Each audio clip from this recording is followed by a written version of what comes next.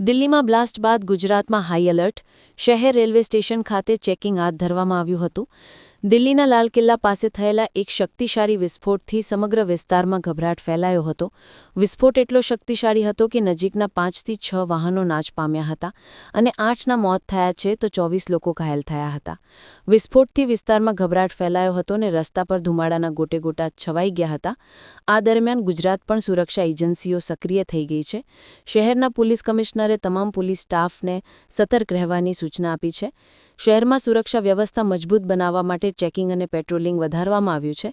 પોલીસને શંકાસ્પદ વ્યક્તિઓ અને વાહનો પર ખાસ નજર રાખવાનો આદેશ આપવામાં આવ્યો છે, જેથી કોઈ અનિચ્છનીય ઘટના ન બને તે માટે વડોદરા રેલવે સ્ટેશન ખાતે ચેકિંગ હાથ ધરવામાં આવ્યું હતું.